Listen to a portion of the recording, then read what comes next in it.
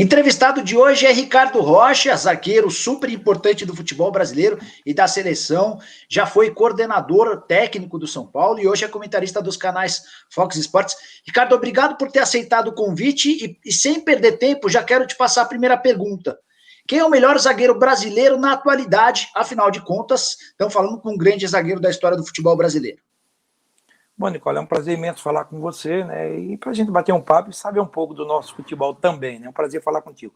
Bem, eu acho que tem bons zagueiros no futebol brasileiro. Claro que eu colocaria o Marquinhos, pela experiência de Copa do Mundo. Eu acho que ele hoje, acredito, seja o titular absoluto da seleção brasileira, né? Outros jogadores vão lutar por esse espaço. O Thiago, para mim, aí o Thiago Silva também pode chegar à Copa do Mundo, mas para mim o Marquinhos é o grande zagueiro hoje do futebol brasileiro. Se eu sou o técnico da seleção, você é meu auxiliar, eu vou te utilizar, vou aproveitar seu conhecimento de defesa e te pergunto, Ricardo, quem que eu escalo do lado do Marquinhos nessa nossa dupla de zaga titular da seleção?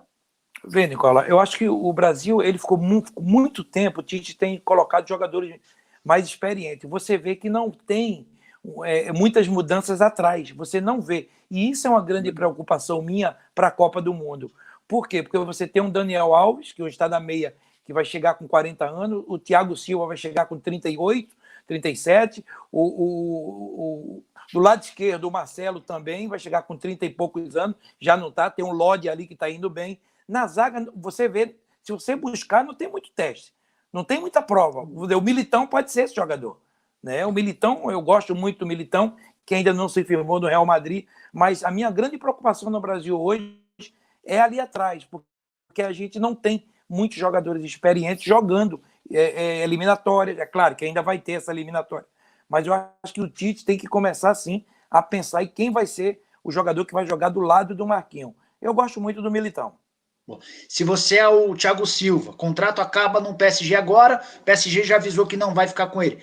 Você volta para o Brasil ou continua na Europa? O Thiago, ele tem mercado. Eu adoro o Thiago, acho um baita zagueiro. Eu acho o seguinte, eu acho que ele tem mercado e ele deixou isso claro. Na volta dele para a Europa, ele quer continuar na Europa. Eu acho que ele não volta para o Fluminense. Ele deve sim ficar na Europa. Dizem que tem proposta também do futebol inglês. Boa. É o Everton, ao que parece, do Carlo Ancelotti, né? Ricardo, se você ainda apostaria no Dedé, zagueiro extremamente qualificado, mas com uma série de lesões, como é que você vê essa questão no Dedé? Bem, Dedé tem que primeiro que ver o problema da sua cirurgia, né? Ele fez uma cirurgia agora e Deus queira que ele esteja bem. Dedé é um zagueiraço. Dedé é aquele zagueiro que eu esperava um dia ele chegar à seleção brasileira e ser titular. Né? Eu acho um zagueiro extraordinário. Teve infelicidade de machucar, né? Ficou um bom tempo fora, voltou bem e agora voltou a sentir. Eu vi uma entrevista dele outro dia que ele espera que esteja bem, mas se voltar a sentir as dores que está sentindo, ele iria parar de jogar. Então isso é ruim para o futebol brasileiro, porque é um jogador extraordinário, um baita profissional. Eu acho que sim, eu espero que ele volte, porque como zagueiro, eu acho ele um dos maiores zagueiros nesses últimos 10 anos que eu vi jogar. Concordo com você. Falando de futebol brasileiro, de jogadores que atuam aqui, se tivesse que escolher um só, Ricardo, para montar o nosso time, seria de Jeromel, Rodrigo Caio ou Gustavo Gomes? Eu gosto muito, eu acho que o Jeromel, pela idade, o Rodrigo Caio. O Rodrigo Caio é um jogador também, desculpa, é até bom falar também, eu acho que colocaria para ser o titular hoje da seleção, pelo futebol que está jogando, né? São muitos jogadores bons, jovens, mas que ainda não tem muitos jogos pela seleção brasileira. Então isso é ruim. Por isso que eu acho que nessa eliminatória e nos amistosos, se houver esses amistosos, tem que testar jogadores da zaga.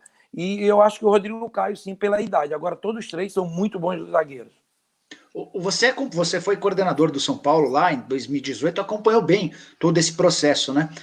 O Rodrigo Caio era injustiçado no São Paulo, porque a gente via o torcedor do São Paulo contestando o Rodrigo Caio, a gente via também até assessor da presidência falando que era zagueiro de condomínio, e agora a gente vê o Rodrigo Caio no Flamengo voando, titular absoluto, incontestável pela torcida. Como é que você explica a situação do Rodrigo lá no São Paulo? Bem, o que acontece com o Rodrigo aconteceu com vários jogadores, que às vezes ficam um bom tempo no clube, não é valorizado e sai e estoura. O que aconteceu com o Rodrigo. Ele é um grande zagueiro, eu tive pouco tempo com ele, eu tive quase um ano, mas nesse um ano ele fez uma cirurgia, né, quando ele estava bem, né, estava jogando bem, mas só que se você vê, hoje se elogia muito a zaga do São Paulo. Se você vê, todo mundo fala do Arboleda, né, do garoto, enfim, a zaga Bruno do São Paulo, Alves. o Bruno.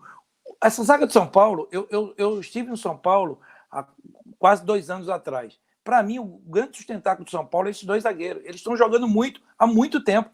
Né? Hoje não, há muitos anos que eles estão, os 3 anos aí seguidos, que a Arboleda e o Bruno vem sendo o destaque dessa zaga do São Paulo. Então, naquele momento ele machucou, foi difícil a volta dele, é claro que ele ficou insatisfeito, mas eu torcia para que ele saísse do São Paulo, porque eu achava em algum momento, sim, um pouco injusto. Toda a derrota era colocava em cima do Rodrigo, uma pressão total, e às vezes uma saída é bom para o jogador. Eu acho que ele saiu bem, foi bom para o São Paulo, sim, foi, e foi bom para ele também. Eu acho que foi bom para as duas partes, e hoje ele se consolidou como um dos melhores zagueiros do futebol brasileiro, e com condição, e te digo mais, Rodrigo hoje tem condição de ser titular da seleção, até mais do que o próprio Militão. Que legal. Bom, Ricardo, antes da gente mudar de assunto, a última pergunta sobre zagueiro. Queria que você me contasse qual foi o zagueiro com quem você formou dupla, que para você era o companheiro mais seguro de todos, aquele que você entrava em campo super confiante. Bem, Nicola, é difícil você falar assim. Eu joguei com muitos bons zagueiros. Olha, eu acho que a minha geração é uma geração que teve os melhores zagueiros do futebol brasileiro. Não é desmerecendo as outras. Você pega um Aldair, você pega o Márcio Santos, você pega um Moser, você pega um Ricardo Gomes, você pega um Gonçalves, Gotardo, e muita liderança. Era muita gente. Alexandre Torres, comigo no Vasco. Então, eu digo que era uma geração, Mauro Galvão, é muita gente boa. Então, se você doido. disser um Eu vou jogador... quebrar teu galho que eu sou seu amigo. Eu vou deixar você eleger dois, vai. Dois. Alexandre Torres no tricampeonato e... É porque eu joguei mais o Ricardo Gomes. Boa, perfeito.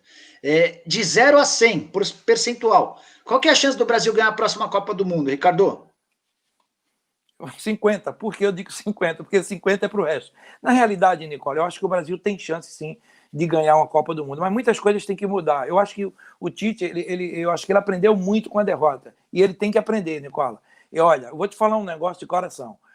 O Parreira ele foi fundamental para a gente, mas aqueles jogadores que perderam a Copa de 90 foram fundamentais também para a Parreira. Aqueles 10 jogadores que estavam ali, né, com experiência. Então, os jogadores brasileiros precisam ajudar sim o Tite. É bom, todo mundo fala, ele é legal, dá bom treinamento, mas só isso não serve. Tem que abraçar o Tite mesmo. Se eles acham que o treinador é o Tite, então abraça o cara. Foi isso que a gente fez com o Parreira. A gente tinha uma confiança mútua, não era só de palavras.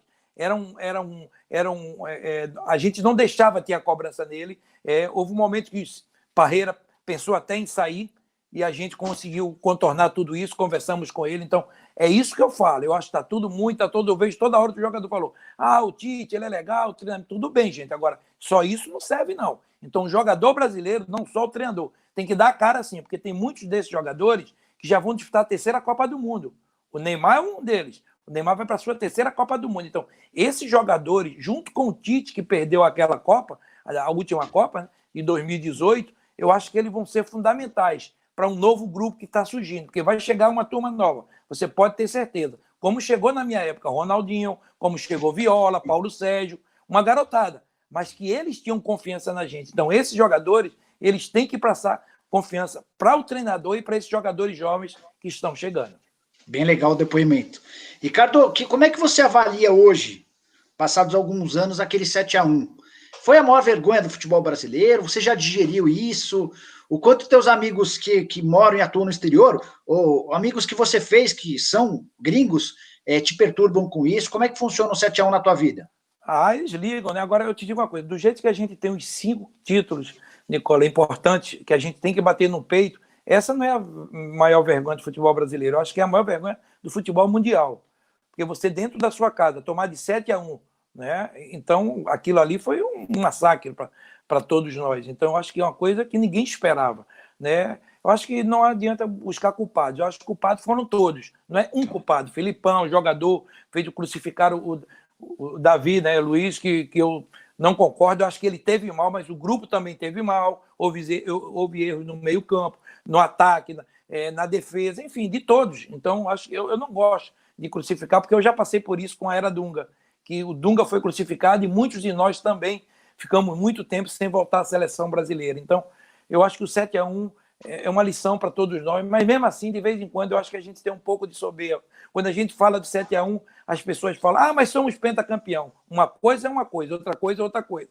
Nós fomos pentacampeões quando nós merecíamos. E tomamos de 7 e ainda não aprendemos. Porque há 4 Copas do Mundo seguidas, 4 seguidas, os europeus ganharam essas 4 Copas. Não é por acaso, Nicola. Você tem toda a razão, Ricardo. Vamos mudar de seleção, vamos falar sobre clube.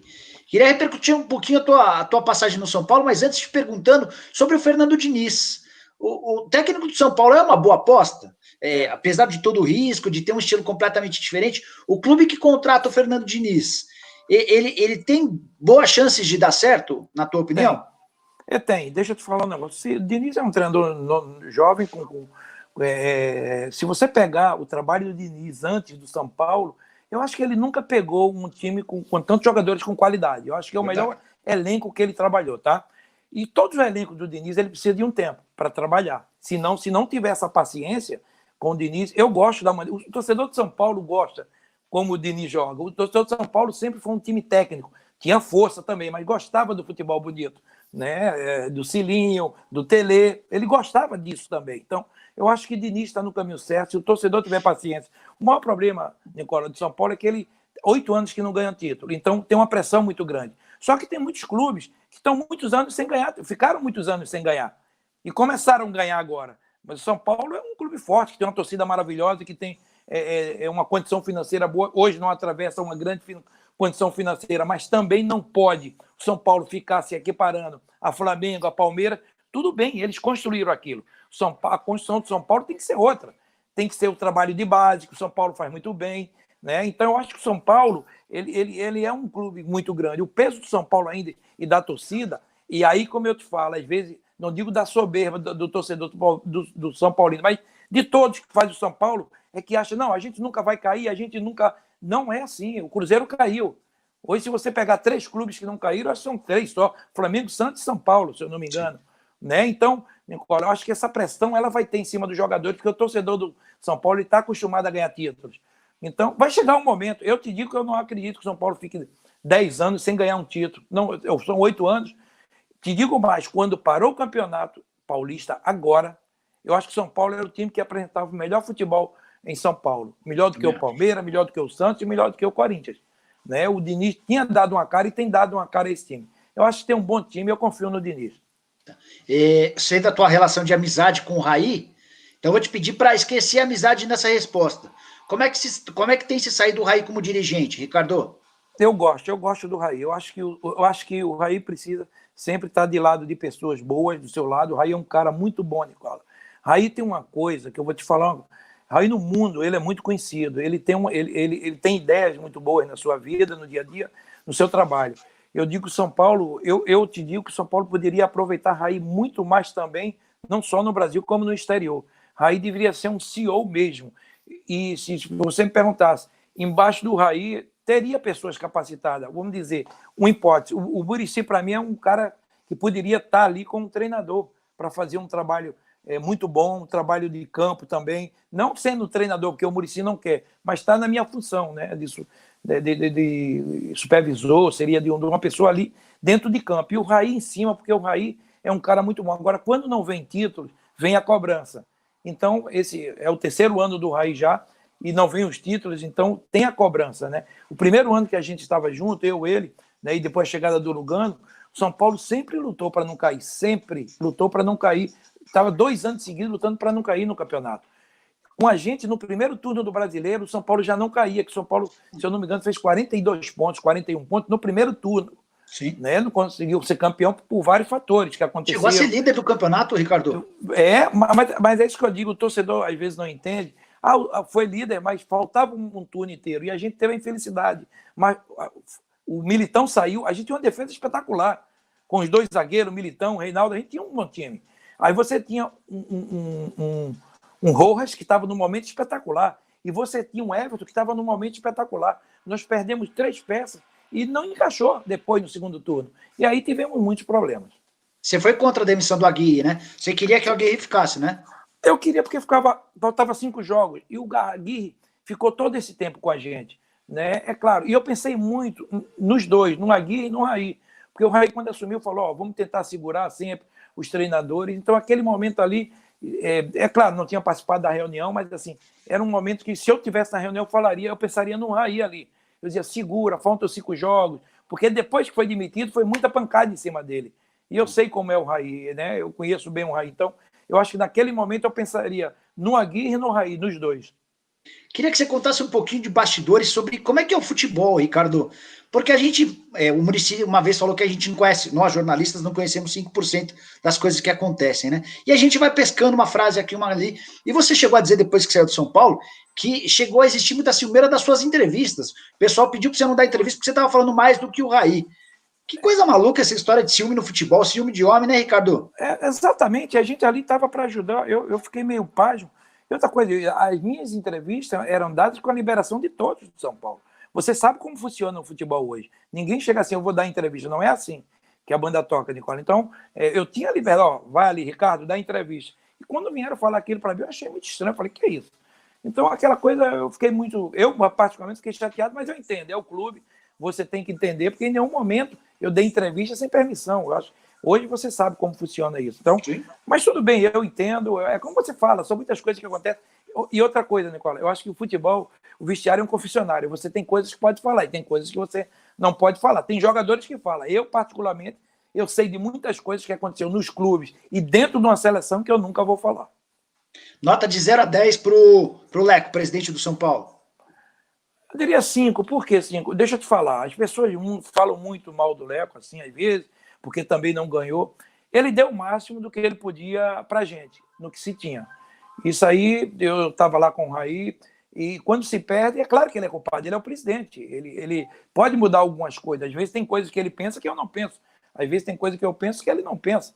Entendeu? Então, eu tenho que respeitar. Agora, é claro, ele é o presidente, eu acho que ele teve muitos anos e pouca gente sabe, Nicola, foi o Leco que me trouxe. Na realidade, ele era o advogado de São Paulo. Quando eu estava no Sport de Portugal, o Juvenal mandou me buscar e o Leco foi que foi me buscar. Ele foi lá para ficar 2 dias, teve que ficar mais 10, porque houve um problema de pagamento de passe. Então, eu sempre vou respeitar isso. É claro, ele tem seus acertos, tem seus erros, mas eu acho que é um presidente como todo em busca do sucesso do São Paulo. E te digo mais, tá? São Paulo, é claro, atravessa um momento difícil, como todos, não é São Paulo só não. São Paulo, o próprio Atlético Mineiro, Inter, todos eles financeiramente.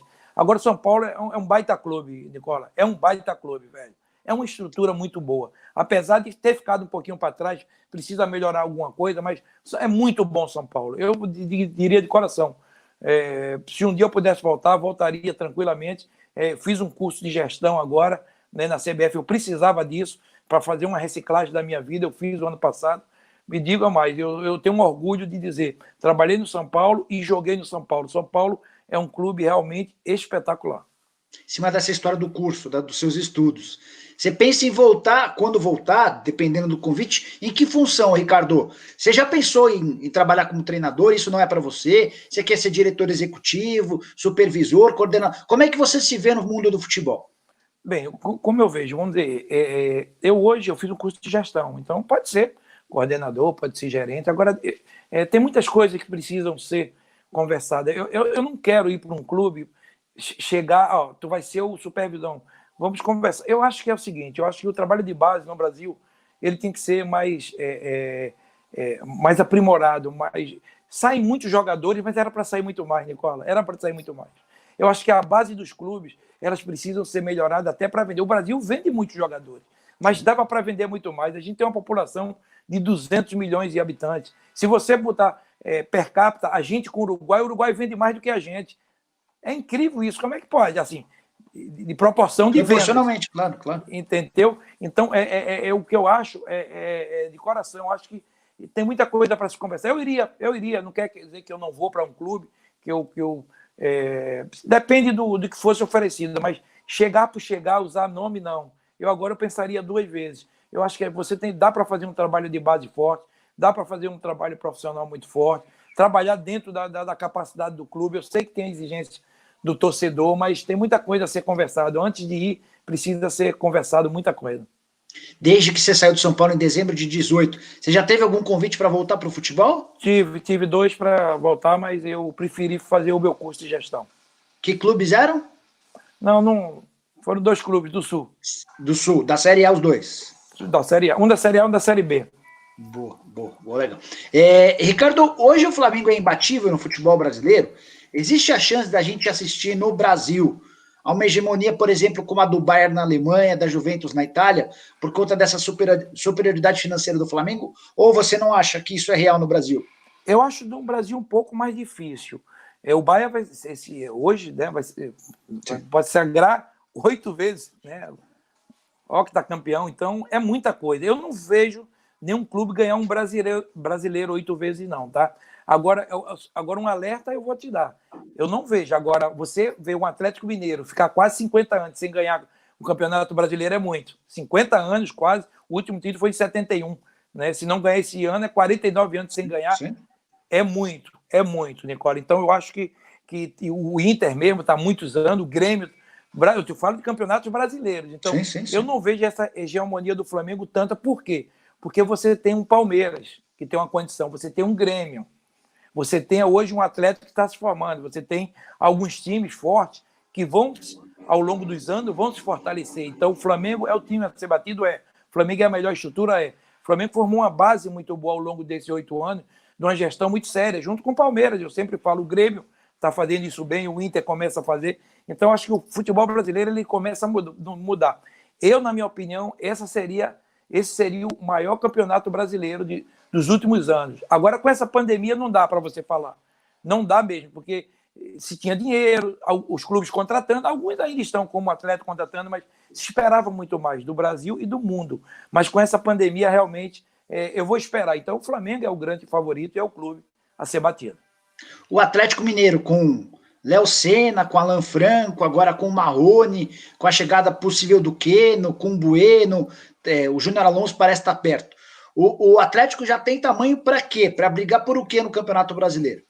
Bem, pensar em Libertadores, em primeiro lugar. O Atlético tem uma coisa que aconteceu com o Santos do São Paulo. Quando o São Paulo foi vice-campeão, o Santos não tinha nenhuma competição a jogar. O Atlético não tem nenhuma competição no seu Mineiro e o Brasileiro. O Atlético está fora de todas as competições. Então, ele vai ter tempo de treinar esse time e isso ele é bom. Ele, com tempo de treinar seu time, ele é bom. Agora, se tu pegar os nomes dos jogadores do Atlético, não são nomes igual o Flamengo e o Palmeiras. São nomes bons, mas não tem aquele peso que teve Flamengo, Palmeiras, o próprio Grêmio. Você sabe disso, Nicola. Agora, sim, são nomes bons. E com o treinador que tem e com a capacidade que tem, a gente fez uma entrevista com o treinador o presidente do Atlético, Sete Câmara, e ele falou uma coisa, ele falou, olha, que eu fiz uma pergunta a ele, né, em relação, como é que um clube como o Atlético esquece do brasileiro? E ele falou, esse ano a gente vai entrar para ganhar. Esse ano, minha meta é ganhar o brasileiro. Ele falou, então, eu acho que o Atlético vem muito forte. Eu escutei do Alexandre Matos, a frase foi a seguinte, se a gente não ganhar esse ano, a gente vai ganhar o ano que vem o Campeonato Brasileiro. Bate muito com o que o Sete Câmara falou para vocês também. Ricardo, indo para a reta final da entrevista. Queria saber de você a respeito do Cruzeiro, diante de toda a dificuldade que o Cruzeiro está passando, com essa história dos 6 pontos perdidos, de outras dívidas que precisam ser pagas, de um processo de deteriorização da marca, de dívidas de 394 milhões de reais de déficit. Dá para acreditar que o Cruzeiro volta para a Série A ainda nesse ano? Eu acredito. O Cruzeiro tem uma coisa, esses clubes grandes, ele tem uma coisa, e eu te digo mais, o Botafogo, quando caiu, há uns 4, 5, 6 anos, eu acho que estava numa situação pior do que a do Cruzeiro, e conseguiu ainda ser campeão e reerguer. Depende de quem você traga, né? Jogadores que saibam o que é uma segunda divisão, isso é fundamental. Tem jogadores que ficaram como o Fábio, tá? Eu acho que o Cruzeiro tem uma coisa que é uma coisa de time grande mesmo, Nicola, que é a torcida. A torcida do Cruzeiro é grande, é forte, tem investidores no clube que pode, como o Atlético hoje está tendo em fazer contratações, vai chegar um momento que eu acho que o Cruzeiro vai ter isso. Eu acho que a gente tem que ter um respeito muito grande. É claro, vamos ver se vai continuar esse menos 6 pontos, se eles vão conseguir pagar essa dívida. E você começar com menos 6 pontos é muita coisa. Apesar de ser o Cruzeiro, mas aí é muita coisa. Então vamos aguardar, vamos esperar. Mas eu acho que o Cruzeiro, sim, tem time para... vai fazer um time para lutar para subir nesse ano. Até porque time grande hoje ficando 2 anos, praticamente ele entra numa quebra, porque você vê que o dinheiro que ele recebe já não é no mesmo no primeiro ano. E no segundo ano, ele ter esse mesmo dinheiro, essa mesma arrecadação, realmente fica difícil. Ricardo, dos clubes que você jogou ao longo da tua carreira, qual foi aquele que você teve maior identificação? Bom, identificação, primeiro é o Santa Cruz, é o clube onde eu iniciei. Né? E joguei em muitos clubes, é difícil também. Agora, o clube que eu vou te falar, que o Vasco, espetacular, fui tricampeão, fui campeão mundial jogando pelo Vasco, quando eu fui campeão mundial com a seleção, eu estava jogando no Vasco. Agora, em termos de organização, o maior clube que eu joguei foi o São Paulo. Quando eu saí do São Paulo e fui para o Real Madrid, o São Paulo não devia nada ao Real Madrid. Hoje o Real Madrid é gigante, o Real Madrid cresceu muito. Então, o São Paulo, para mim, em termos de organização, eu falo sempre, é um clube realmente que deixou marca. Para fechar, queria que você contasse algum caos, alguma história, alguma curiosidade da tua parceria com o Romário, da relação com o Zagallo, dos jogos da seleção, de qualquer história bacana para a gente fechar essa entrevista com chave de ouro. Bom, eu sempre conto as mesmas do Kawasaki, quando eu me perdi com o Branco, mas eu queria contar uma história comigo e com o Zagallo, tá? Essa eu acho que você é o primeiro que vai saber da história. Quando eu me machuquei, eu, claro, pensava que ia ser cortado, aquelas coisas, voltar para o Brasil, eu estava machucado. E o Zagallo, para mim, foi uma grande referência da maneira de ser, daquela vontade de ganhar. Então, eu tenho um espelho, era ele, né? Naquela seleção ali. E eu me recordo que ele veio conversar comigo. Eu fiz a ressonância e o jogador, o Ricardo, o jogador me chamava de Fera. Fera tem que ficar, tudo. E o Zagallo veio conversar comigo. Então, aquilo ali também me motivou muito. Ele falou, Ricardo, eu sei da importância sua, não só aqui para o grupo, eu sei da importância sua nas eliminatórias para a gente. Então, você é muito importante para a gente. A gente precisa de pessoas como você, que motive. Então, eu sei que você talvez não jogue a Copa. Eu terminei ficando na final no banco, né? Só melhorei na final.